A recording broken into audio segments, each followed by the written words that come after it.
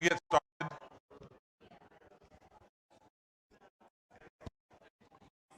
We're going to be in James chapter 2, verses 20 through 26.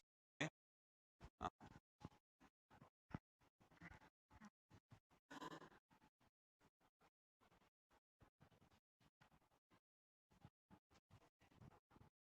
Before we get started in our class, pause for a moment and have a word of prayer.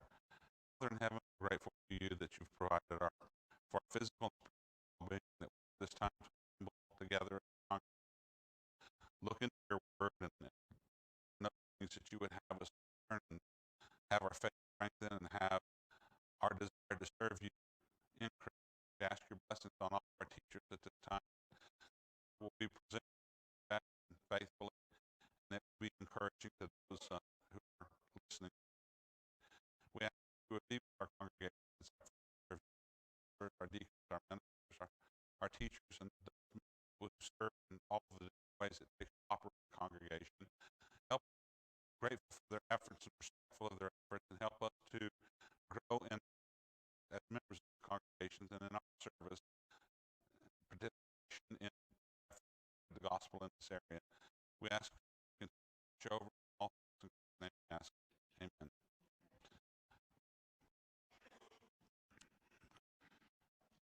Before I start into the presentation, I kind of thought on my study this week, went down a rabbit hole, and kind of wanted to down the rabbit hole with me. To compromise solution. I was looking into what we're going to be talking about in this lesson and what James has to say about Abraham's works and compared to his faith. Look at what all things, this discrepancy or or what have you. Rabbit down is I decided I was to look very thoroughly at the story of Abraham and not was, how old he was, and all these kinds of things. And for Sarah, because you see this process as well. The book of Genesis. Then comes the book of Genesis. And it's an study. And then I decided I'm going to look at what Paul has to say about Abraham, especially in Romans chapter 4. But you kind of have to understand Romans 1 and 3 in order to get to that particular point. And that's fascinating. Now, my goal to James before the year 2023. So I'm not going to go down that rabbit hole. As a compromise, I took my notes, compiled them, put them in a document in my Google folder. If you're looking at the PowerPoint and stuff like that in the Google Drive folder, there's a Word document in there called the Story of Abraham that kind of summarizes. I conclude my didn't do anything fancy in this other than look at the text, try to understand what that meant. So when we're talking about Abraham, a couple of key things to keep in mind here. Abraham ends roughly 1240 the book of Genesis. You can read that in about 40 minutes. If you read it out loud, it might be a little bit longer. Have those forcible names in there. It doesn't take that long.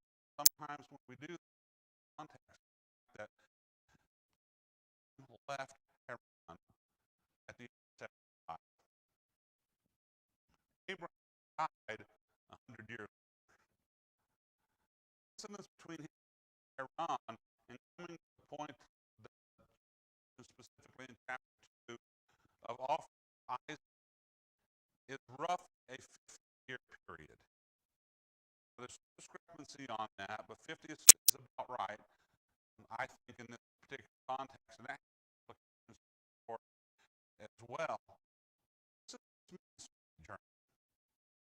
50 years gets to the point to make one statement, not even two, really important statement, shows how Abraham's faith was revealed in Abraham's works, which is James's particular faith with works is dead. We talked about it a lot this week. If you don't, that's fine. Email address, the church directory, send an email there. If you your email address on some paper. However you want. I didn't take you down the rabbit hole with me, but if you want to walk down, it is.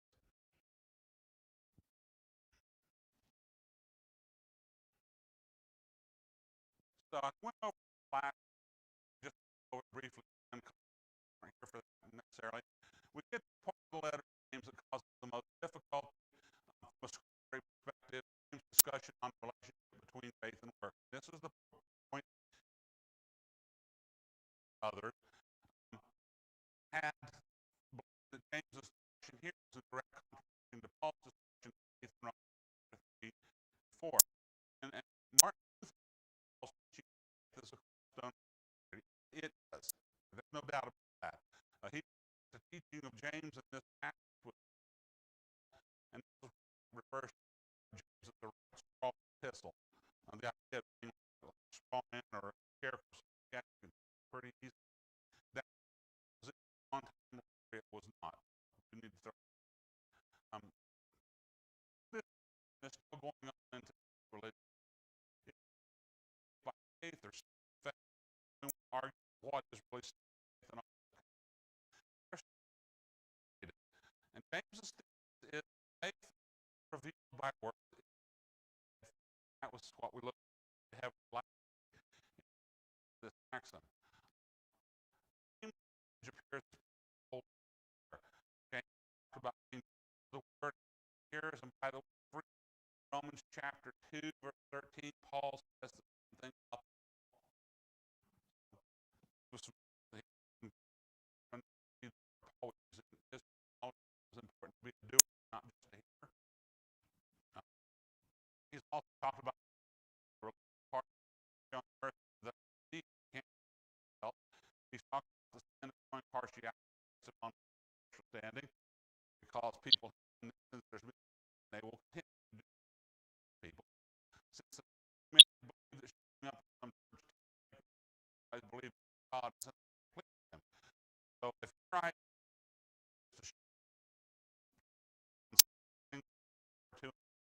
you're weak, that's what it's about, and that's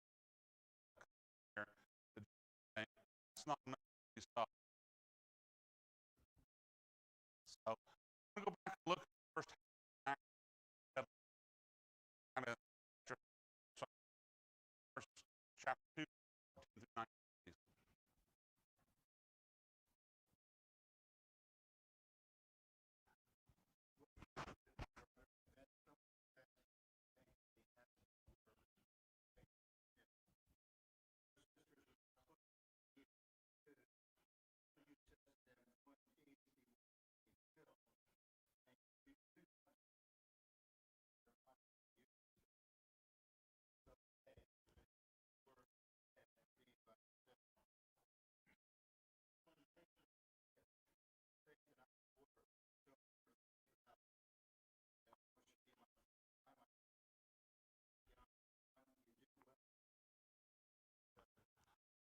We look at this in two words, letter and head.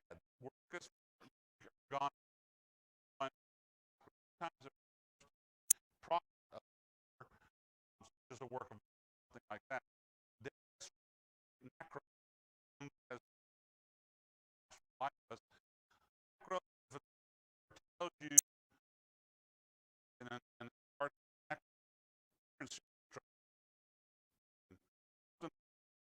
it needs to be removed. That kind of argument that also reduce the value. Profit in the King James Version. Greek, this word comes from a root that means to increase. So when we think of profit, we usually think of buy low, sell high equals profit. That's not what this word is talking about. This word is talking about adding value.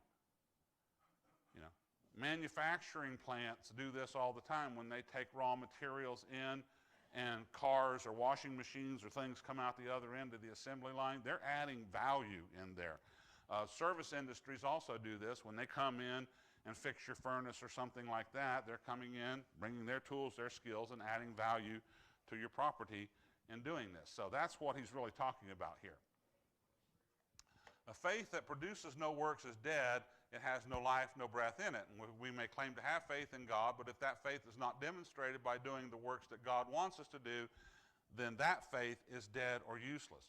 Another way of looking at it is, if we claim to have faith in God and we're not demonstrating that in what we're doing, the faith that we have, the works that we have demonstrates the faith that we really have, and it's not a faith in God. You will operate on the basis of faith. We all do this. And if our works don't line up with what God says, then we have our faith in something else. And the faith that we claim to have in God, it's dead. It's necrotic. So that gets us caught up now to the rest of the where we're ready to take off in this text. Does anybody like to read that for us, please? Go ahead.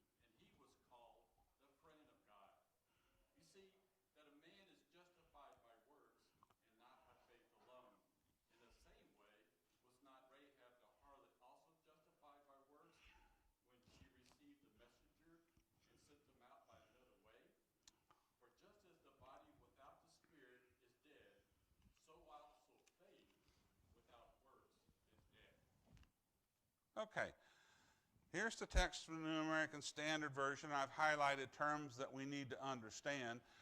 We need to understand what James means when he talks about a foolish fellow. The idea of useless is maybe not what you think it is, and maybe it is. What does it mean to be justified, and how was his faith perfected? What does it mean to be reckoned? And then Rahab. Now, you know who Rahab is, but one of the things about doing an inductive Bible study is you also want to go back, and when a historical figure is mentioned in the text, you want to go back and look at that historical figure so that you understand who the author is talking about and how this figures into the particular narrative. So that's why she gets highlighted in this passage. So the Greek word that's translated foolish is kinos, and it means literally empty. Some people would translate it as shallow. So it's character-wise, wisdom-wise, the lights are on and nobody's home kind of a thing there. The Greek word that's translated useless or dead is argos, which means barren, idle, or slow. Argos comes into the English in kind of a unique way. There is in the table of elements, the periodic table, a gas called argon. Argon is what, when I was in school, called an inert gas. Means it didn't react with anything. They now call it a noble gas because it turns out that they can react. You just have to work really hard to get them to do it. And it got its name because they found the gas. It's the third most common gas in the atmosphere of Earth, and we couldn't do anything with it. Wouldn't react. It's kind of a useless or lazy kind of gas. Comes from this word. In last week's study, James sees works as the product of faith, the terminology there is kind of it's the product of our employment. Argos is exactly the opposite of that. This is the product of unemployment. This is lazy. This is something that you've got it and you can't really do anything with it or put it to use. Justified is from a Greek word that means to show, render, or regard as just or innocent. This doesn't necessarily pertain to whether the person's actually earned this or not. It's just we're going to say this person is justified. If you are ever in a court case and you are the defendant in it, one of your goals is to walk out of there justified, have them render, say you didn't do whatever it is that they said that you did. In verse 22, perfected is the same Greek word that James has used repeatedly in this letter. Normally he's been talking about endurance making us perfect, mature and complete. Well, here faith is doing the same thing. It's making mature and complete, or it's a sign of maturity and completion. verse 22 in the Greek can be read as either a statement or question. So if you've got a translation that has it as a question, that's fine. It supports that. The Greek word translated reckoned by the New American Standard or accounted by the New King James Version is logizomai, and it means to reckon, calculate, or account. Most of the time in English translations you will see accounted or reckoned. Interesting thing about this particular word, logizomai, is that it is used 31 times in the New Testament. It is used 27 of those 31 times by Paul. You go back and look at the Romans letter. This is a very popular word with Paul in that particular letter. So,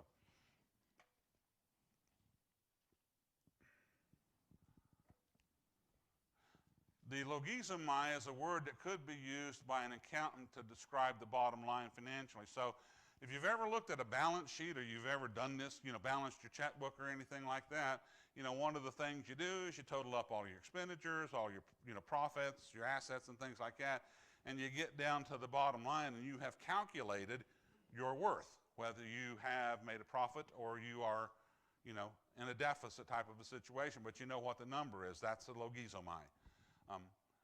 Rahab in verse 25 is a familiar Old Testament figure. We encounter Rahab in Joshua chapter 2. She's a Canaanite woman, and she's also a prostitute living in Jericho when Israel is preparing to invade Canaan.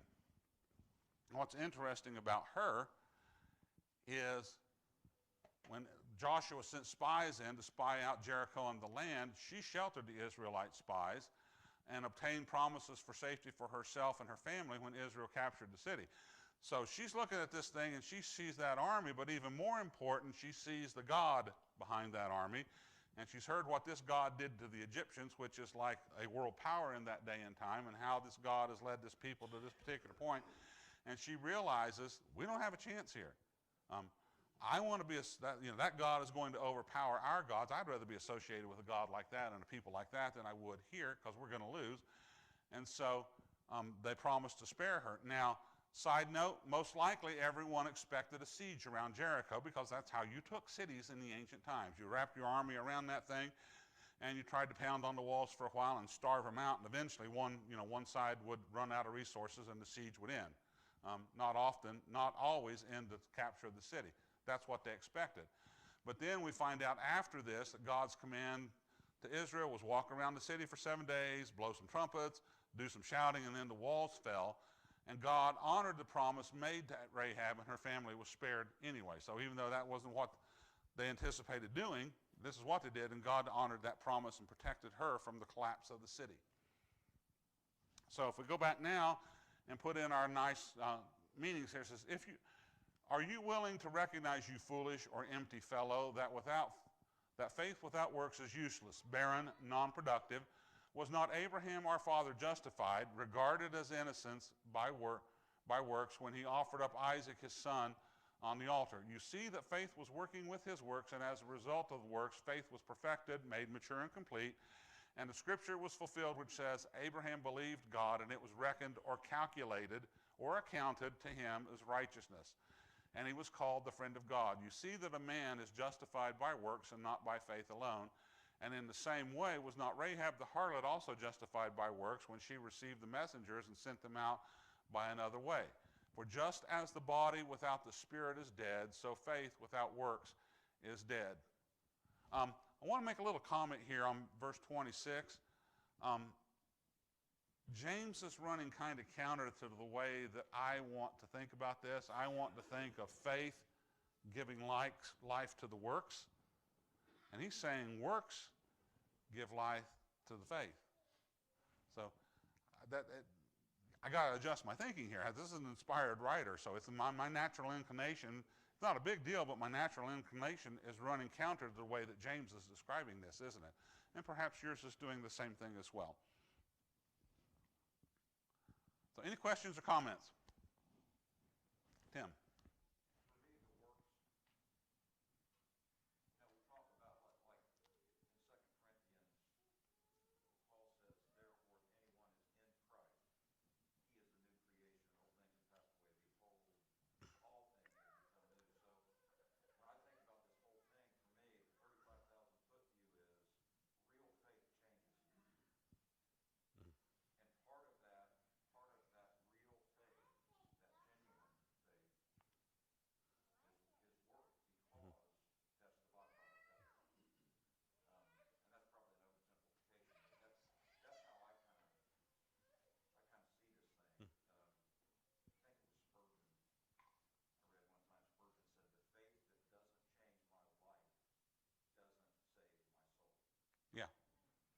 That's a good point.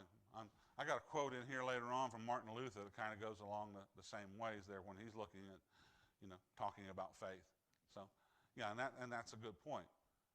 Faith is active. Faith is going to change our character, and faith is going to force us, to change our character if we allow it. I mean, it's chuck it anytime you want to. You still have that option, but if persist in it, and it will take you to great places. And that's why we're always talking about Abraham as the father of the faithful. So, other questions or comments? So, yes.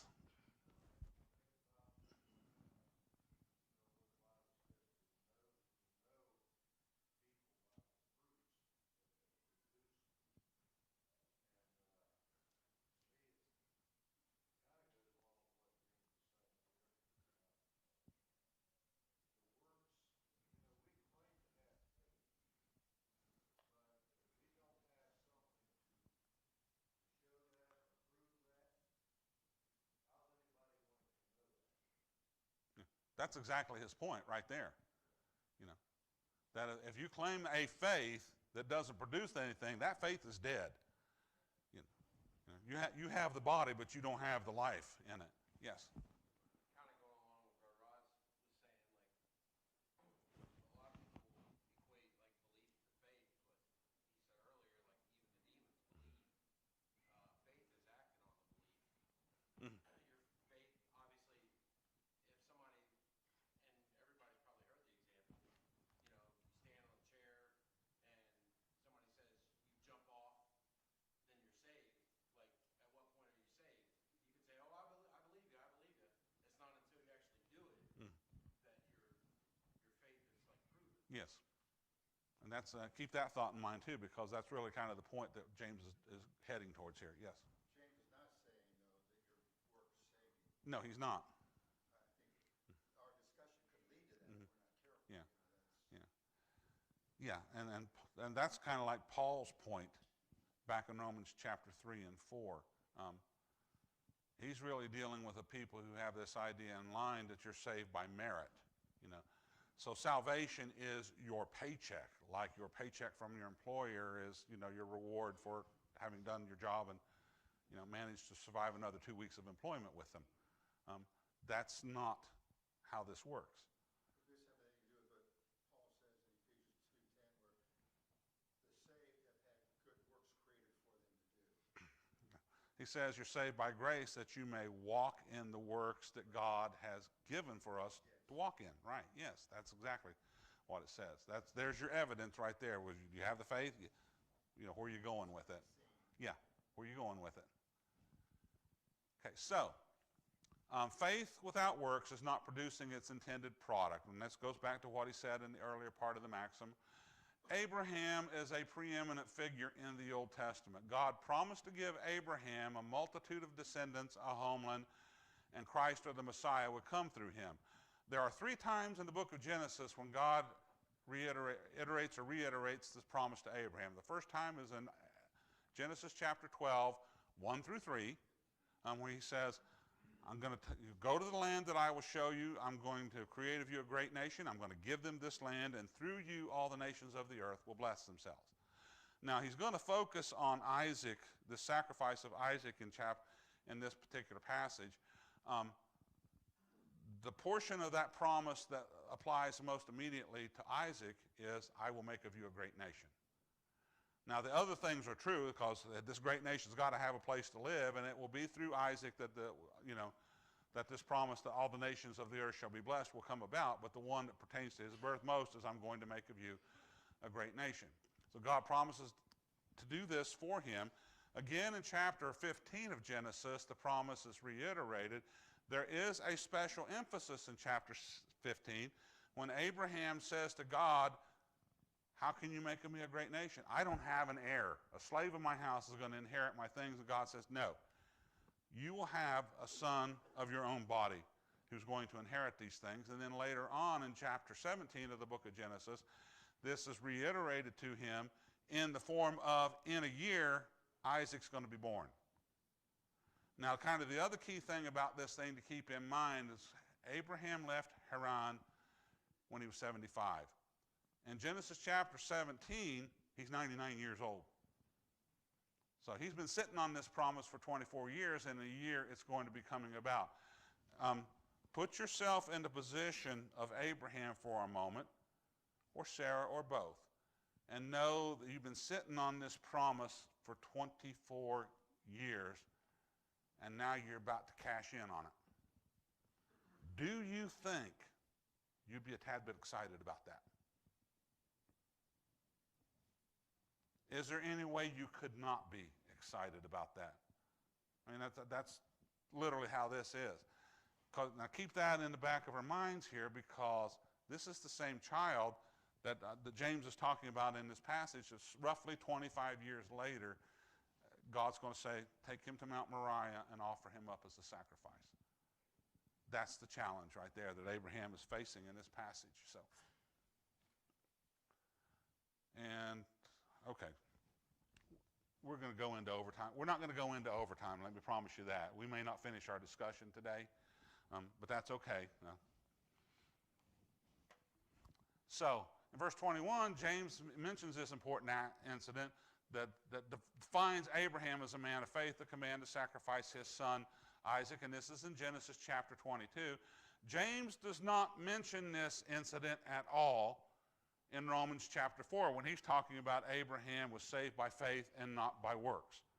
Doesn't talk about this at all, but James does. Paul is actually focused on Abraham's earlier life when his faith came before the reputation that made Abraham the father of the faithful. When Abraham was told, go to a land I will show you, he was in Haran, and he was 75 years old, and what else did he have?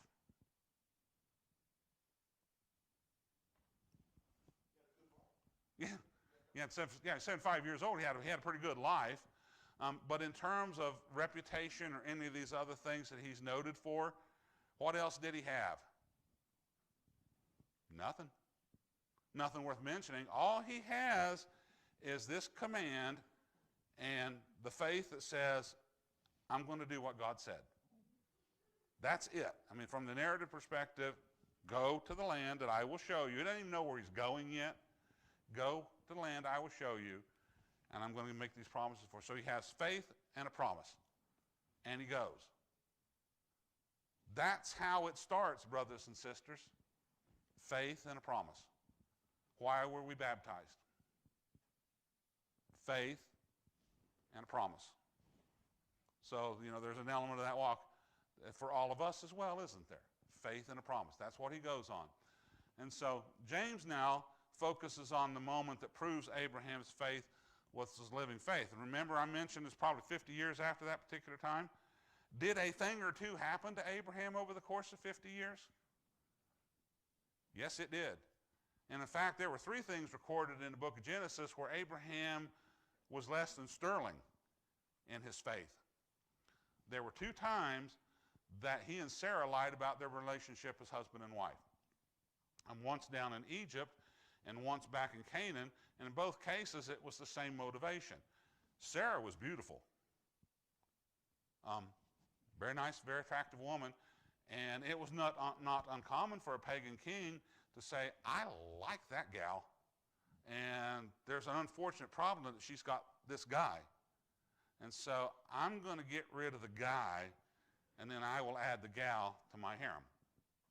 And so Abraham was trying to protect himself against that. Was the same God who made the promise to him about, I'm going to go, I'll make you a great nation, was he still around? Now, for that promise to happen, Abraham can't die at the hands of a murderous king and things like that. But Abraham has a little bit of difficulty dealing with that, just like you and I do, with our faith at times. We don't always measure up. He didn't measure up there. The third incident was within accordance of the custom of the day, when Sarah says, I'm barren, I will give you my handmaiden Hagar, and maybe God will give me a child through her.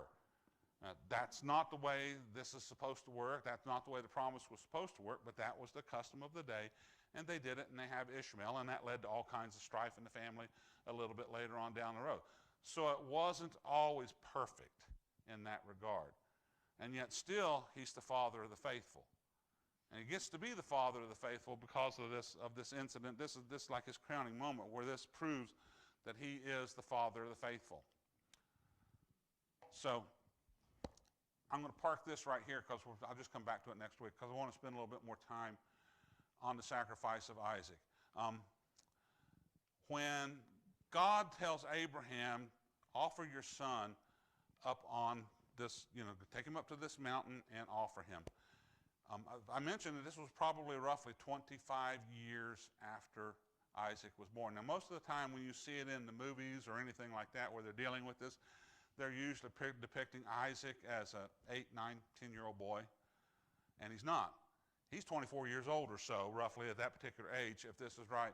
Now, when my kids were 17, 18, 19, 20, that kind of a thing, we had made our kids play soccer from like kindergarten all the way up. Now, we were not trying to make World Cup athletes or anything like that. What we were trying to do is keep them from growing up couch potatoes. Get out and exercise. So we did all of this, running around and playing soccer games and stuff like that.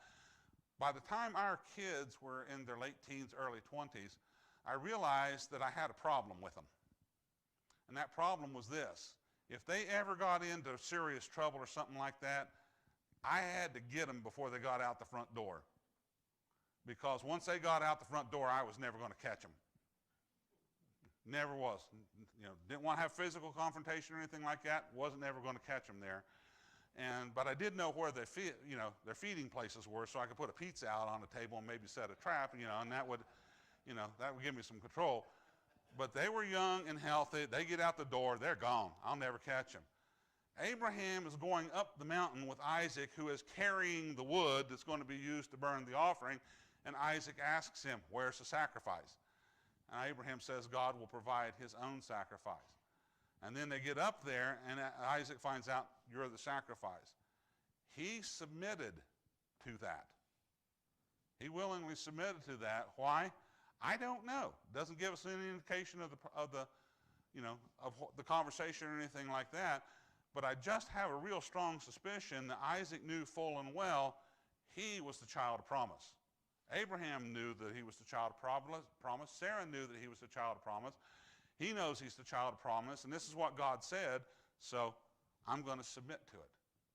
He had to voluntarily do that. So I think that's a little small thing that speaks well of his particular character and his particular faith as well.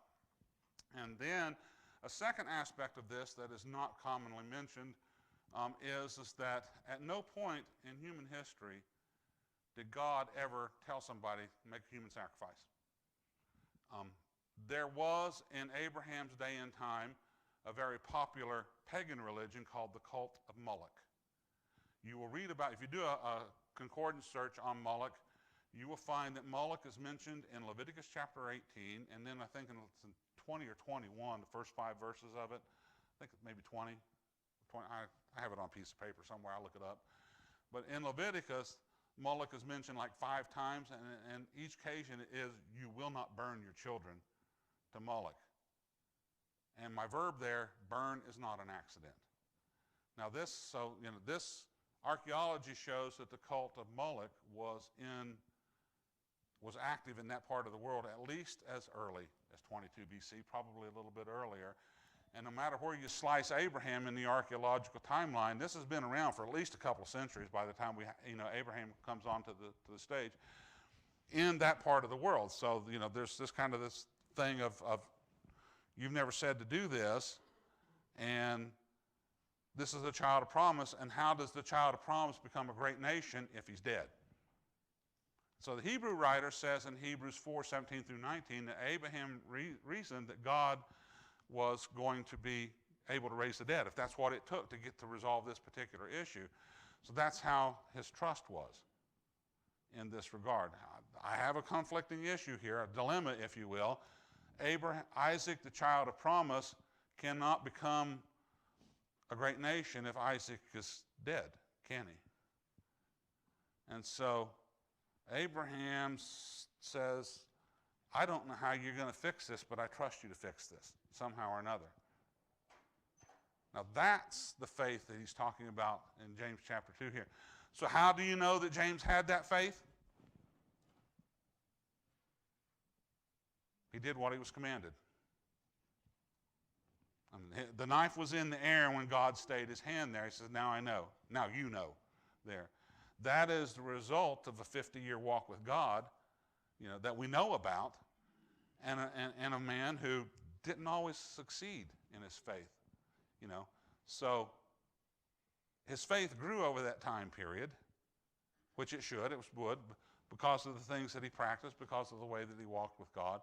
And it was evidence in this particular incident, and that's why he's referred to as the father of the faithful, because he held nothing back. Tim? It's interesting. I think God was looking to see Abraham's will, Mm-hmm. not the deed. Yeah. His will. Yeah. In my life, a lot of times, I say things to God like, God, let me see your will, make it clear, show me what your will is. 99% of the time, it's incumbent on me to be willing to do that will. Mm-hmm. To actually go forward in that walk, just like Abraham, Mm-hmm. to find it out. Yeah. But he was willing, and that's what God was looking for.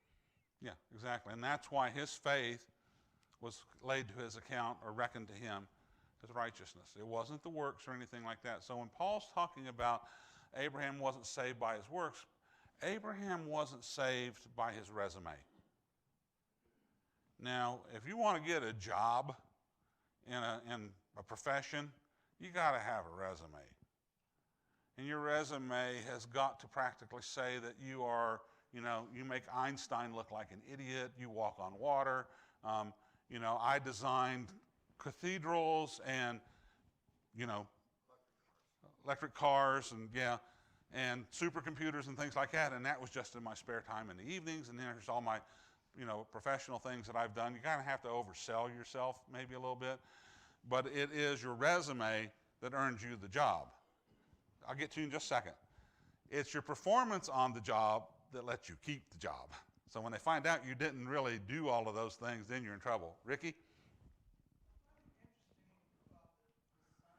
Mm-hmm. His son had to have, based on what you said, his son had to have some information about him being that sacrifice Yes. in that age. Yes. So it's kind of parallel to Jesus as a sacrifice, Mm-hmm. God's son sacrificing for us as well. He knew that something had to be completed, and he was part of that process, the son. Exactly. That's a really good point there as well. Isaac submitted to it because this was necessary to please God. Christ submitted to it, the sacrifice, because this was necessary, both to please God and for our own salvation. So, conscientious decision in both cases. Other questions or comments? So, I hope this discussion was helpful for you. We'll just pick it up sometime, about this particular point next week. I appreciate your comments and your feedback, and looking forward to finishing this next week.